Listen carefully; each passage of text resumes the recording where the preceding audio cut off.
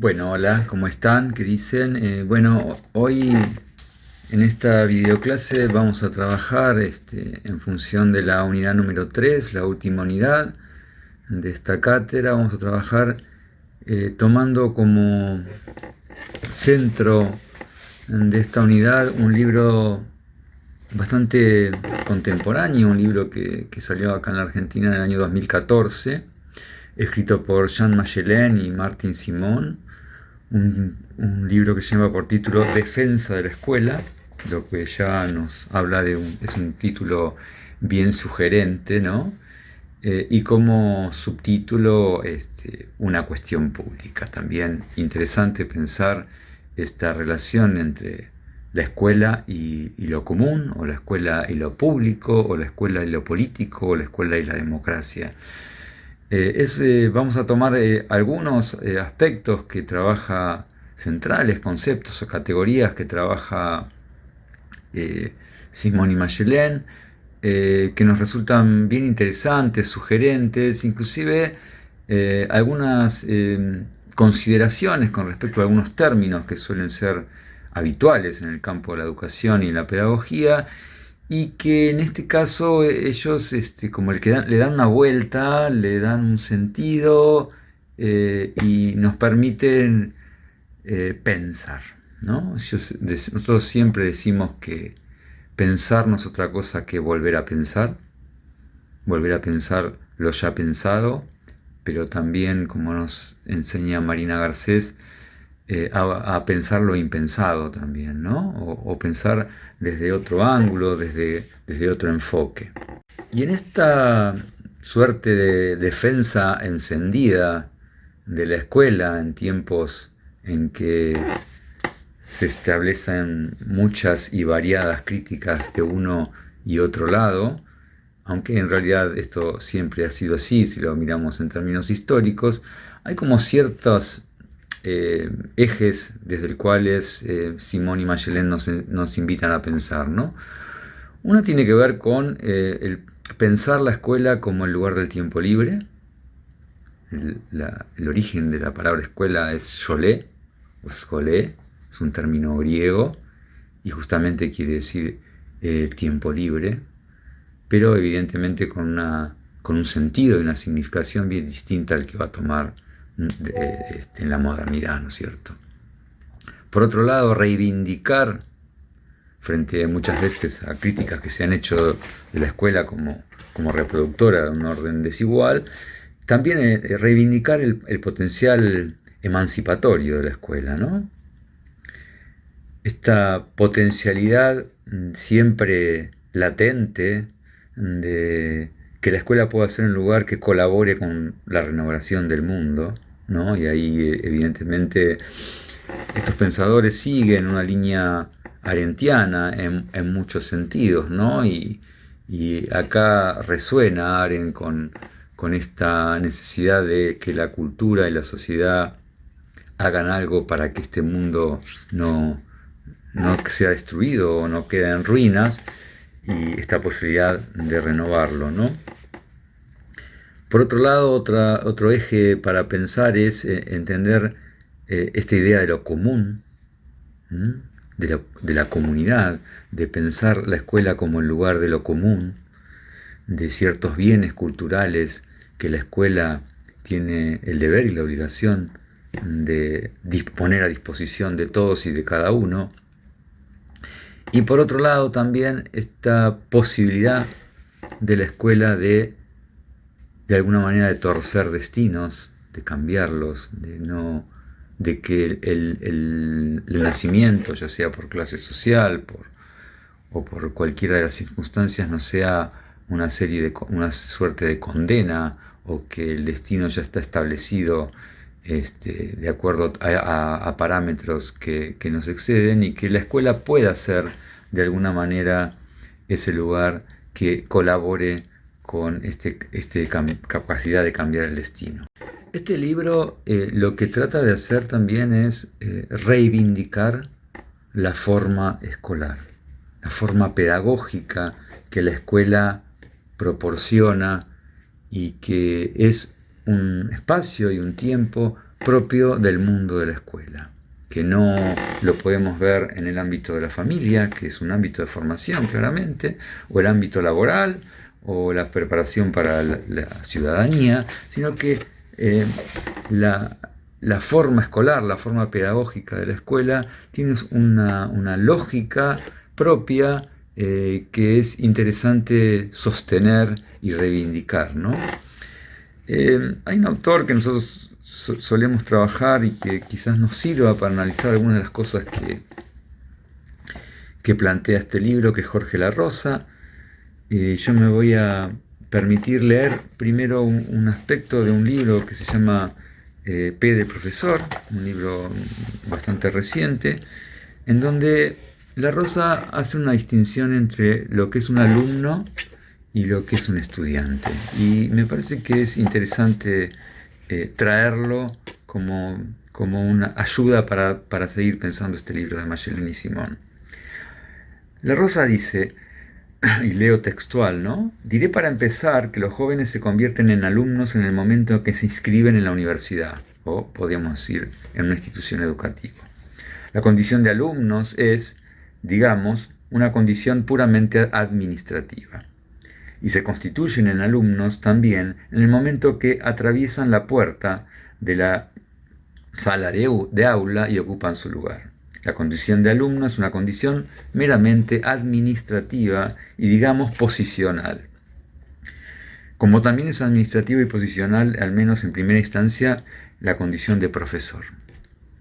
Pero la obligación, dice, del profesor es convertir a esos alumnos en estudiantes, es decir, hacerles pasar de la condición institucional y posicional de alumnos a la condición existencial y pedagógica de estudiantes.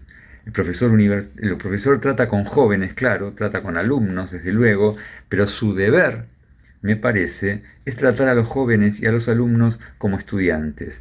Es posible que aún no lo sean, es posible que no lleguen a serlo, pero hay algo importante que depende de ese como sí, de ese tratar con ellos como si fueran estudiantes. Me parece que es interesante pensar en términos de esta distinción entre lo que es un alumno como una mera posición administrativa, solamente ocupar un banco, una silla, un aula, y las condiciones que se requieren para que devenga estudiante, ¿no? Y después hace una suerte de posicionamiento crítico que tiene que ver, me parece, con este avance de la mirada mercantilista, consumista, de la educación, que parece invadir todos los ámbitos de la vida. Y dice así, ¿no? A los alumnos, pensen que estamos hablando distinto a un alumno de un estudiante, ¿no? En tanto que alumnos, les importa la nota, el final, no el curso, sino el haber cursado. Los alumnos, repito, en tanto que alumnos, se toman la materia como un trabajo en el que hay que cumplir obedientemente o como un trámite que hay que efectuar adecuadamente o aún peor, como una carga de la que hay que aliviarse, como un peso del que hay que descargarse, eso sí, con los mínimos costos y con el mayor beneficio. Hoy en día, además, los alumnos se comportan muchas veces como clientes, en tanto que han sido convenientemente clientizados, que exigen por lo que han pagado y que como en un shopping entienden que todo el personal está a su servicio, que está ahí para hacerles la vida más fácil, para cumplir con sus expectativas. Fíjense qué puntos de contacto podemos hallar con el texto que trabajamos en la unidad 2 de Pablo Imen, ¿no?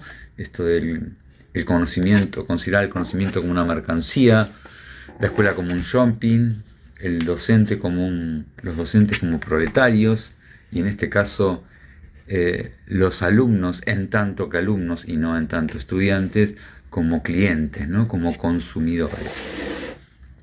Y volviendo al texto de Magellani Simón, él habla de que la escuela está sometida en estos tiempos a una serie de críticas y temores que provienen tanto de derecha como de izquierda, como desde posiciones más conservadoras y también desde posiciones progresistas, ¿no? Él dice desde el conservadurismo, desde las posiciones más conservadoras, Está claro que todo cambio resulta hostil, peligroso, ¿no? Lo que quiere claramente estos sectores conservadores es reproducir un orden, y bueno, y ahí podemos ver todo el análisis que se ha hecho a lo largo de los años de las teorías reproductivistas de la educación, y hemos leído a Freire cuando nos trae el pensamiento este, de de Eric Fromm, ¿no? El temor el amor a la muerte, ¿no? Este amor a todo lo quieto, y a que como todo aquello que representa un cambio se vive con inquietud y debe ser eliminado. También pensaba cuando leía esto que Nietzsche llama el egipcianismo, ¿no? Este amor a lo quieto, a lo estático, ¿no? O la momificación, dice el mismo autor, ¿no? Y por otro lado, de ciertos sectores supuestamente progresistas, que pretenden determinar el futuro de manera dogmática, ¿no? Como si hubiera cierto sector de iluminados que pudieran establecer claramente los criterios que deben establecerse para un futuro. Y ahí otra vez nos resuena Freire cuando hace una crítica a los sectores de izquierda que pretenden dogmáticamente establecer las líneas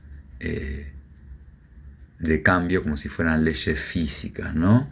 Lo cierto es que estas acciones y demandas en la escuela tienen varias aristas, varios aspectos, vienen de distintos sectores de la sociedad, y Magdalena y Simón nos establecen algunas como para ir pensando. Una es la idea de alienación, ¿no? La escuela como alienadora, ¿no?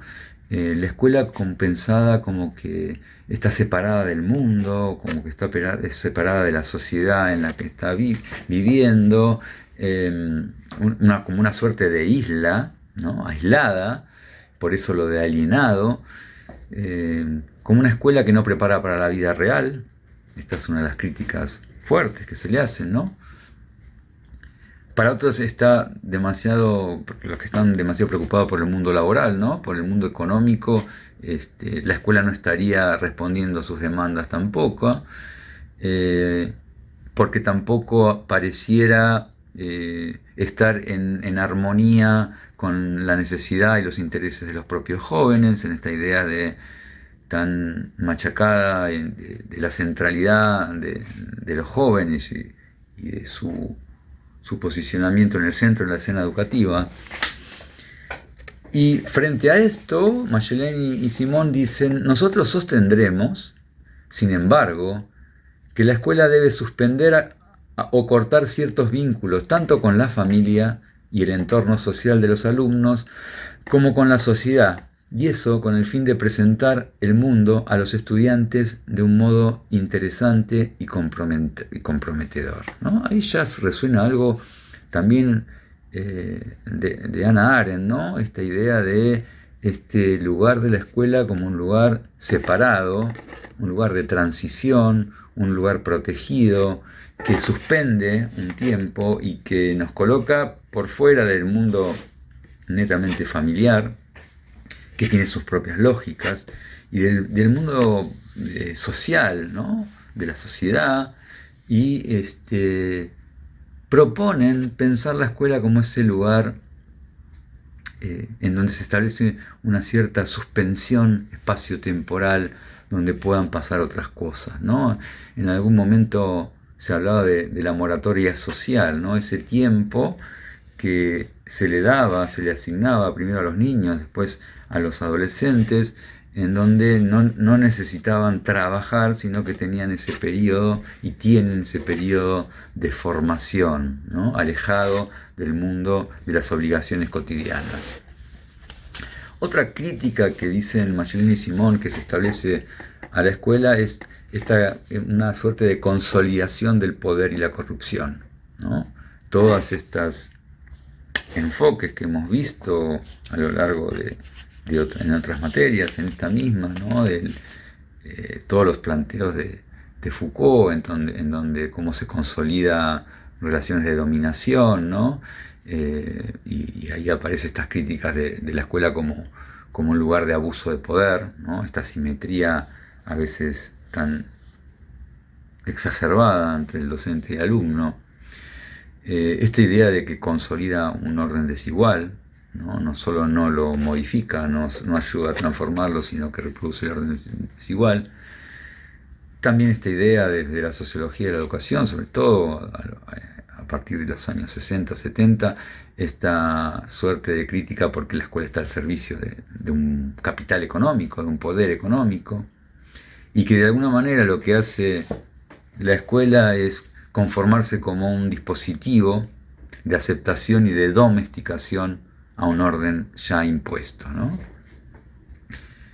Lo que plantean Magellini y Simón es que dice que desde su origen, que ellos lo colocan en las ciudades-estado griegos, en el mundo antiguo, ¿no? Sobre todo seguramente en Atenas, el tiempo escolar ha sido un tiempo en que el capital, el conocimiento, las destrezas, la cultura en general, es expropiado, ¿no? de ciertos sectores dominantes, de los patriarcas, ¿no? Las familias poderosas, ¿no?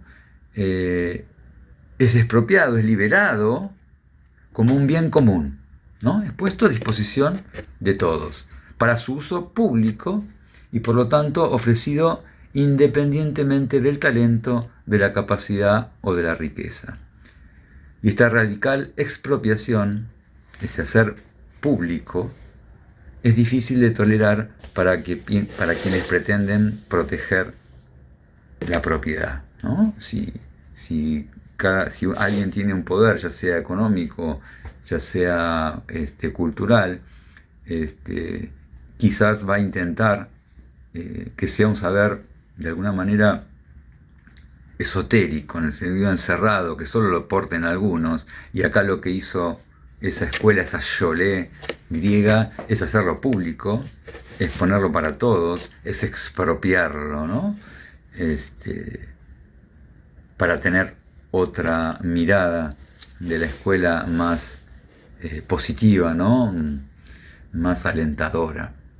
Otra de las críticas que se suele hacer a la escuela es este tema de la desmotivación de la juventud. Que a los jóvenes de hoy no les gusta la escuela, que es aburrida, que no se diviertan, que no está en función de estos tiempos, no responde a las necesidades o los intereses de los jóvenes, sino a lo de las viejas generaciones que se han quedado en el tiempo. Esta es una suerte de crítica por considerar que la escuela se ha quedado como estancada, ¿no? Una banderada del estancamiento, dice Magellini y Simón, y que es un aparato rígido, poco flexible, ¿no? Frente a esto, es interesante, yo quiero resaltar que siempre detrás de todas estas críticas hay mucho de verdad, hay mucho de cuestiones que realmente la escuela ha tenido, ¿no? Pero también podemos pensarlos desde otros ángulos, tener una mirada más contemporizadora con la escuela, como nos plantea Magellini y Simón, sobre todo en estos tiempos de un ataque tan feroz, ¿no? Por eso dice, sin embargo, nosotros sostendremos que la escuela no tiene que ver con el bienestar y que hablar en términos de desmotivación no es otra cosa que el desafortunado síntoma de una escuela enloquecida que confunde la atención con la terapia y la generación del interés con la satisfacción de las necesidades. Es decir, que la escuela, una cosa es la atención, que es algo realmente muy importante que la escuela ayude a promover en tiempos de vértigo, ¿no? de sobrevuelo de todas las cosas, y otras cosas esta mirada terapéutica, ¿no? Y por otro lado, una cosa es esta posibilidad desde el espacio escolar de generar el interés, y otra cosa es estar siempre absolutamente determinado por satisfacer necesidades, ¿no? Y ahí es donde ellos ponen las señales de alerta. Otra crítica que se le suele hacer a la escuela de hoy es la falta de eficacia y de utilidad, ¿no? Esta mirada otra vez hiperutilitarista, ligada con el mundo mercantil, el mundo económico, que parece diríamos, como dijéramos antes, ocupar todos los espacios de la vida. Entonces, dentro de esta crítica, esta falta de eficacia, de utilidad, justamente que lo que lo critica es que no es útil, que se queda encerrado en aspectos meramente burocráticos, vacíos, que no tiene valor, que no produce resultados satisfactorios. Y ahí está esta pasión que ha surgido en estas últimas décadas por, por el examen y los resultados constantemente medidos y estas pruebas internacionales que establecen estándares y que parece que todo pasara por ahí, ¿no? Ante esto, dice Magdalena y Simón, a esto respondemos que la escuela no es una empresa, expresa una responsabilidad absolutamente diferente, una responsabilidad e incluso un amor por la joven generación en tanto que nueva generación, ¿no? Ahí otra vez resuena Arendt, Amor Mundi, en esto de la responsabilidad de quienes formamos parte de las viejas generaciones, de amar lo suficientemente al mundo para transmitirlo a esos jóvenes y a la vez no dejarlos solos esos jóvenes para que puedan renovarlos ellos de acuerdo a sus desarrollos posteriores, ¿no es cierto? Otra crítica fuerte que se le suele hacer hoy es que la exigencia de reformas constantemente y la posición superflua, ¿no? Lo que se dice es que en realidad debe centrarse en el estudiante, que debe preparar para el mercado laboral, que debe desarrollar los talentos, las habilidades, las capacidades y debe, sobre todo, optimizar el aprendizaje individual, ¿no? Esto de el énfasis en la enseñanza personalizada, ¿no? Que tiene que ver con un mundo crecientemente individualista, ¿no? Lo que dicen Magdalena y Simón, discutiendo otra vez con esto, es, pero ciertamente, dicen, no piensan dos veces en qué es lo que hace que una escuela sea una escuela. Consideran la cuestión de los objetivos y de la funcionalidad de la escuela, pero ignoran la pregunta por aquello que constituye su esencia. ¿Qué es lo que hace la escuela en y por sí misma y qué finalidad tiene en tanto que escuela? Y ahí es donde aparece esta idea de lo escolar, el mundo de lo escolar, sus lógicas propias, específicas, y el valor que Magdalena y Simón le otorgan a eso que llaman la forma de lo escolar. Y ahí es donde, bueno, comienza a tratar de analizar detalladamente qué ellos consideran lo escolar, este formato escolar. Y trabajan con una serie de categorías y conceptos que a mí me parecen súper interesantes, ¿no? Para, otra vez, como les dije, para volver a pensar, ¿no? Y cuando hablamos de lo escolar, ellos dicen, bueno, la palabra escolar viene de yolé, como les dije antes, término griego, que significa tiempo libre, ¿no? Ahí es donde uno puede pensar claramente cómo,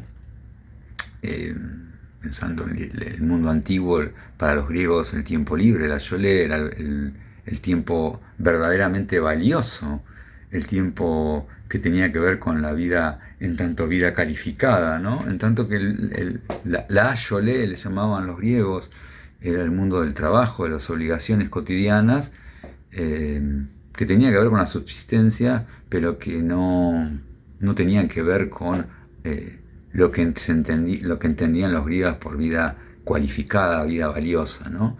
Entonces, de alguna manera, poner en estos términos a la escuela es también poner en valor el tiempo libre, ¿no? No pensado el tiempo libre como el tiempo del descanso después del trabajo o el tiempo meramente recreativo, sino pensado en otros términos, ¿no? Hay un momento, la modernidad, que va a decir, time is money, ¿no? Y ahí aparece ese tiempo productivo como el verdaderamente importante. Acá lo que nos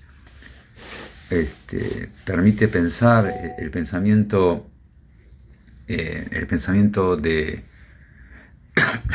estos autores es pensarlo de otra manera, ¿no? Y poner en valor el tiempo libre, ¿no? Entonces ellos hablan de tiempo libre, descanso, demora, estudio, una palabra fundamental en este libro, estudio, ¿no? Y otra vez la palabra estudio, ese prefijo es, también viene de un latín que quiere decir algo así como algo que me sorprende, que me cambia, que me transforma, y algo de eso tiene que ver esta palabra estudio, ¿no?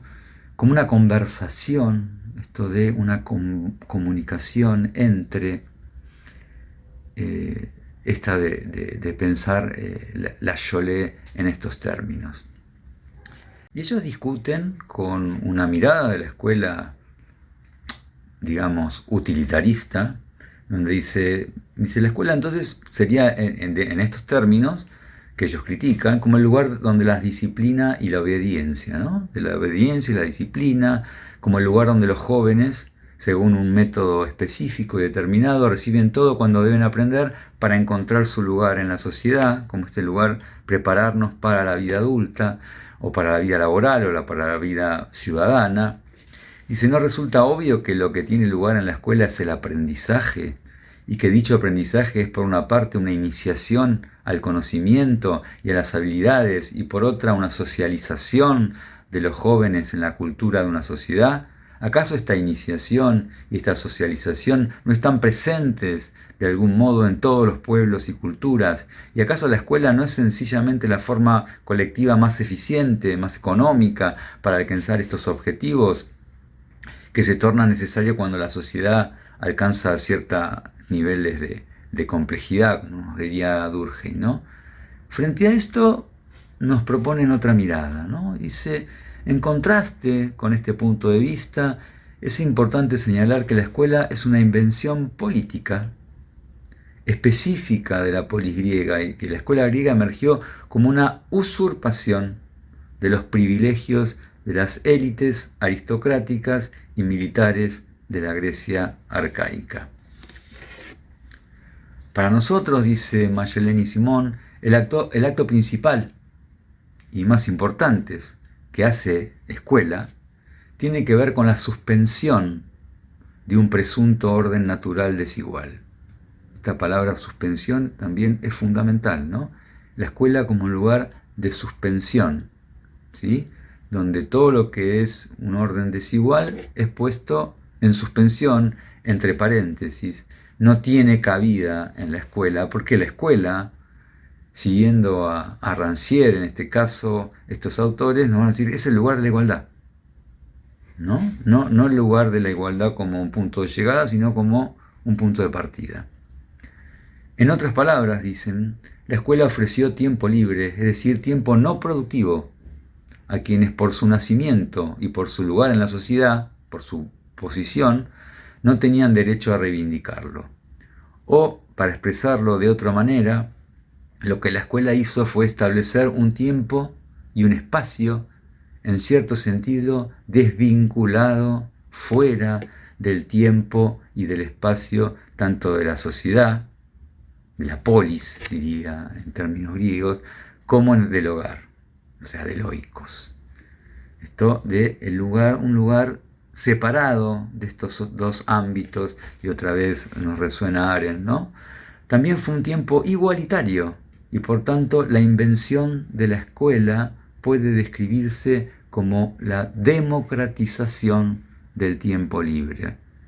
Democratización del tiempo libre y valorización del tiempo libre. Es decir, que frente a estas exigencias permanentes que caen sobre la escuela, como la segunda familia, o que tienen que continuar esa formación familiar, o preparar para el mercado laboral, o preparar para el mundo del Estado, como ciudadanos.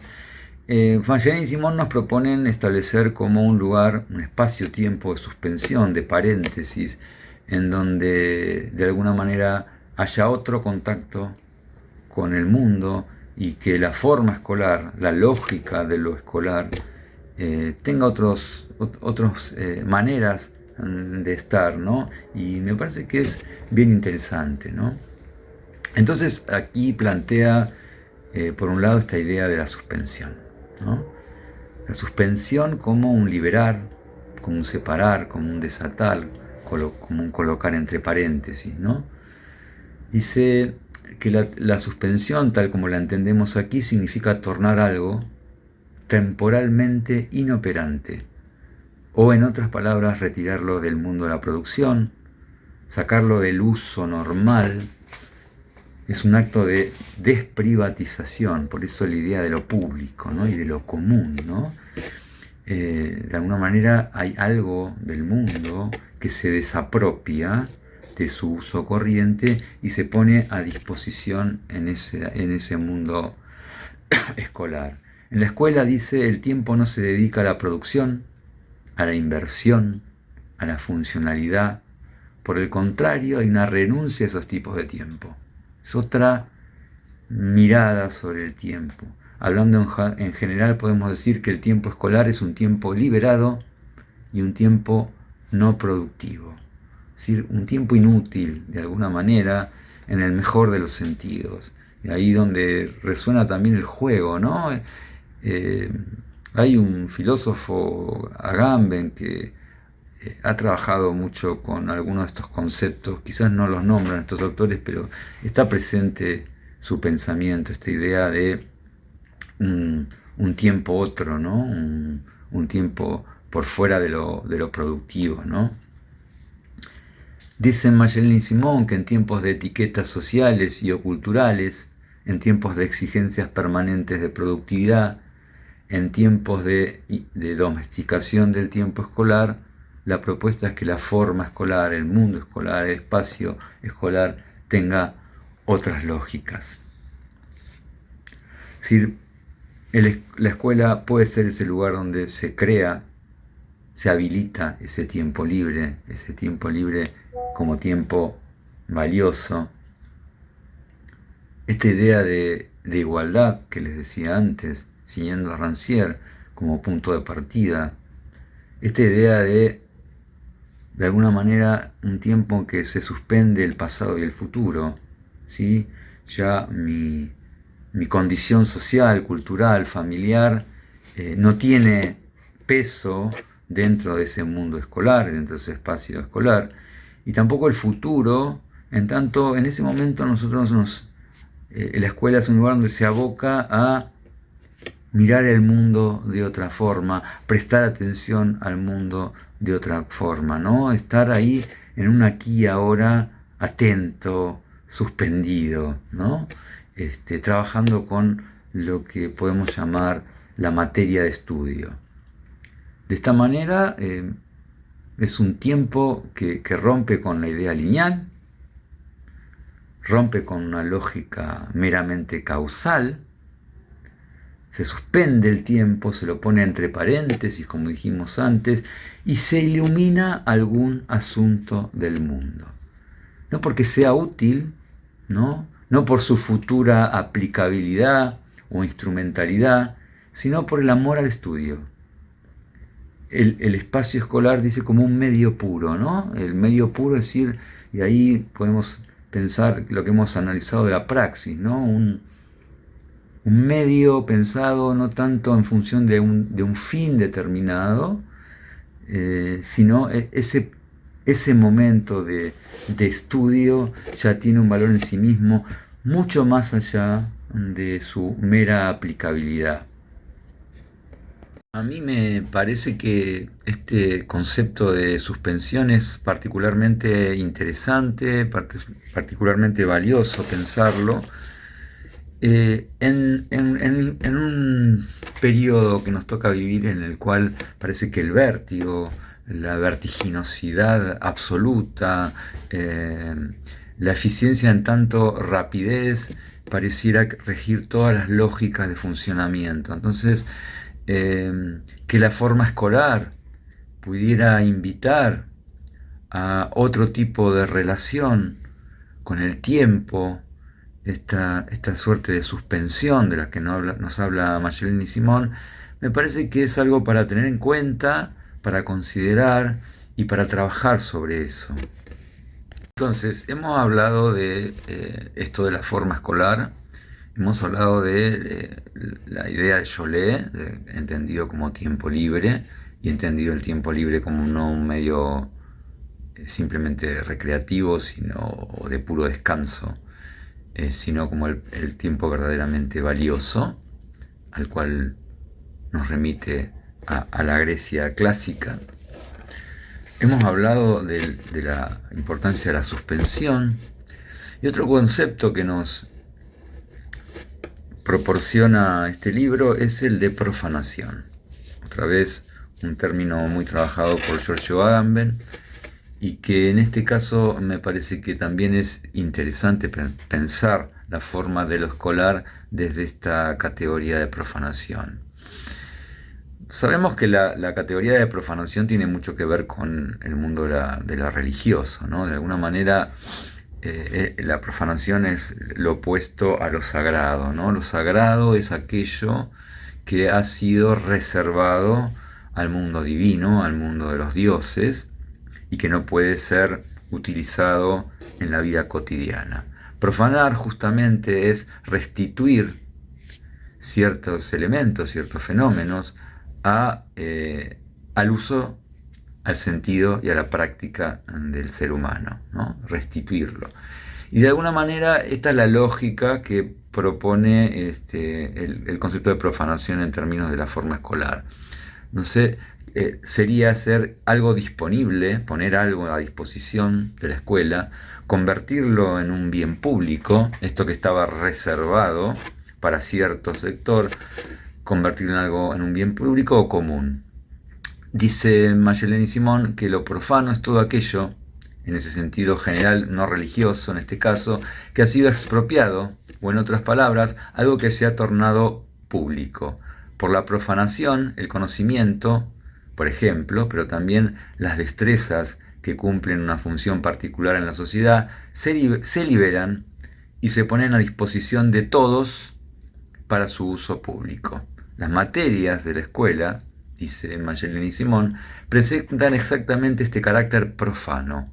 Los conocimientos y las destrezas son activamente suspendidos de los modos en que la generación más vieja los dispuso para su uso en un tiempo productivo. Es decir, se los saca de esta idea de productividad y se los pone para convertirlos, para profanarlos y convertirlos en materia de estudio, en ponerlos sobre la mesa para su estudio, no para un beneficio futuro o por una aplicabilidad o utilizabilidad, sino para poner el mundo para ser estudiado.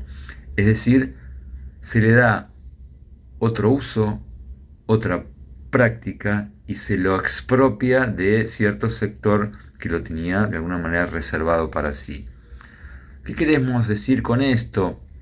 Por ejemplo, cuando nosotros estudiamos matemática, lo sacamos de la matemática como ciencia y sometemos a esa área de conocimiento para ser estudiada. Cuando nosotros estudiamos la lengua, no lo hacemos también como con un fin utilitario, sino porque consideramos que ese bien es valioso de ser estudiado, ¿no? Dice Mayeleni Simón, son algo que hace posible que las cosas lleguen a sí mismas, separadas y liberadas de su uso regular, y por lo tanto públicamente disponibles. Por esta razón, la escuela siempre significa una relación con el conocimiento por el conocimiento mismo, o sea, no en función de una utilidad futura. Y esto es lo que Mayeleni y Simón le llaman estudio, ¿no?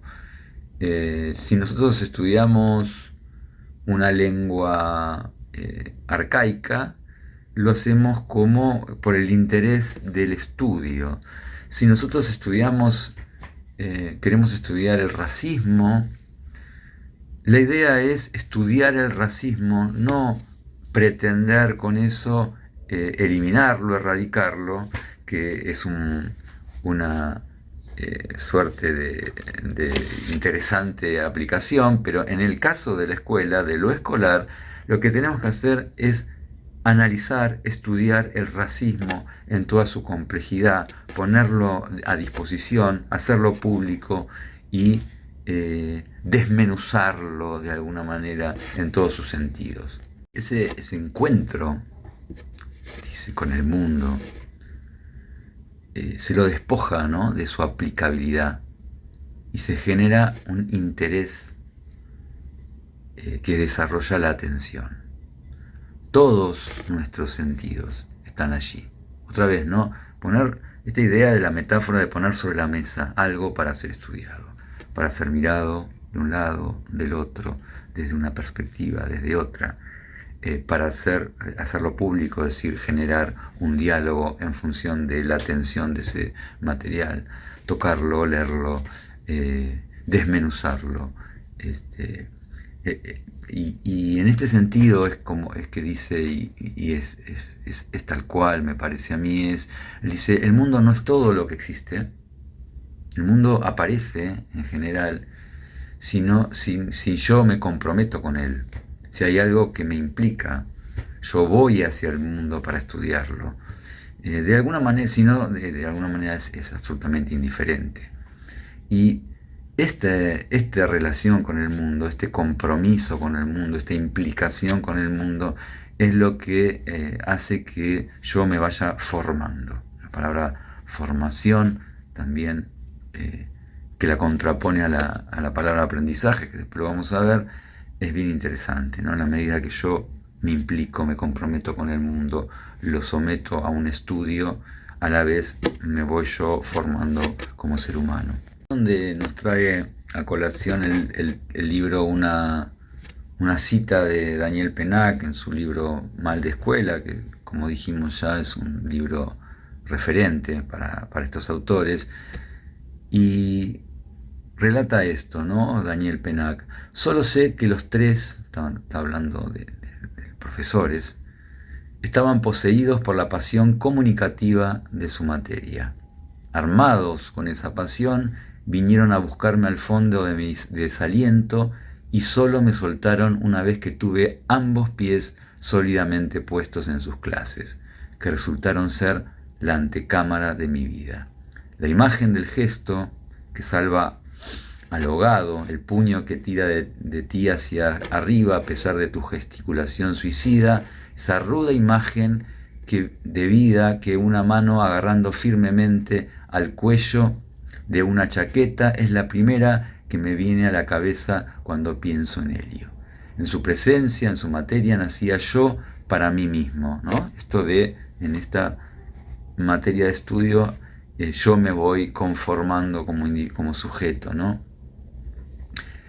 Pero un yo matemático, si puedo decirlo así, un yo historiador, un yo filósofo, un yo que durante una hora me olvidaba un poco en esto de la suspensión, me ponía entre paréntesis, me libraba del yo que hasta el encuentro con aquellos maestros me había impedido sentirme realmente allí. En esta idea de formación, en esta relación con el mundo, estos autores hacen una distinción bastante inquietante de alguna manera, porque diferencian lo que es la formación del aprendizaje, ¿no? Y hacen una crítica del aprendizaje, sobre todo el sentido que muchas veces se le da desde ciertas lógicas, ¿no? Digo que es inquietante porque la palabra aprendizaje, para quienes hemos movido en el mundo de la educación y la didáctica y la pedagogía, ha sido un concepto central. Pero es interesante pensar la distinción que hacen estos autores. Y para profundizar un poquito más sobre esto, traje un párrafo de Jorge La Rosa otra vez, en donde me parece que aclara bastante lo que quieren decir estos autores. Jorge La Rosa dice en este libro P de Profesor, sobre el cual ya estuvimos trabajando, dice: no es la palabra aprendizaje en sí la que me incomoda, sino el modo como la ideología del aprendizaje, con toda su carga individualista, psicológica y cognitiva, ha colonizado los discursos y las prácticas educativas. Alguien me contaba que en su universidad, una universidad del norte de Europa, todos los departamentos, investigaciones y materias de estudio que tenían que ver con enseñanza o con educación se estaban convirtiendo en departamentos, investigación y materias sobre aprendizaje. En las escuelas, desde el parvulario a la universidad, ya no se enseña, sino que se aprende. Cualquier programación tiene que hacerse a partir de objetivos de aprendizaje y con vistas a resultados de aprendizaje. Un aprendizaje que desde luego tiene que ser autónomo y significativo. Y concordarás conmigo que no es lo mismo una sala de aula que un entorno de aprendizaje. La sala de aula es el lugar fundamental de trabajo del profesor y el lugar fundamental de la escuela. Pero un entorno de aprendizaje puede estar instalado en cualquier sitio y desde luego en él no hay nada que se parezca a un profesor. Hay toda una learnificación, una palabra extraña, que es neologismo, ¿no?, de la educación, de la escuela, de la universidad. Lo que acá está claramente criticando La Rosa, y Mayelin y Simón estarían de acuerdo, es en esta desactivación de la importancia del profesor en el proceso, esta desaparición y eliminación creciente de la palabra enseñanza, y la centralidad en el aprendizaje entendido de manera individualista, absolutamente como un trabajo casi solitario, individual, propio del alumno, y como que pareciera que el profesor no tiene nada, o ser simplemente un mediador o un gestor en ese proceso, ¿no? Muy relacionado con todo esto que estamos hablando, aparece otro concepto que es el de atención, que creemos también fundamental que la escuela sea también una escuela de la atención. Lo escolar debe trabajar fuertemente con este concepto de atención. Dice Mayelin y Simón: en la medida en que la educación escolar tiene que ver con la apertura del mundo, la atención, y no tanto la motivación, que es del orden de lo individual, otra vez, es de crucial importancia. La escuela es el tiempo y el lugar en el que nos preocupamos e interesamos. Fíjense que la palabra interés tiene que ver con entre, ¿no? Entre, no es una cosa individual. Interés tiene que ver con un entre seres humanos, ¿no? La escuela es el tiempo y el lugar en el que nos preocupamos e interesamos especialmente en las cosas, o en otras palabras, la escuela focaliza y dirige nuestra atención hacia algo. La escuela, con su profesor, su disciplina escolar y su arquitectura, infunde en la nueva generación la atención hacia el mundo. Las cosas empiezan a hablarnos, ¿no? Esto que decíamos, ¿no? El mundo es mundo a partir de mi interés, de mi implicación, de mi compromiso. La escuela nos hace atentos y permite que las cosas desvinculadas de sus usos y posiciones privadas, esto de la profanación, se tornen reales, nos provocan algo, son activas. Y por último, por lo menos por último para lo que a nosotros nos interesa, hay el último concepto que vamos a trabajar, es el concepto de igualdad, también un concepto central para Mayelin y Simón.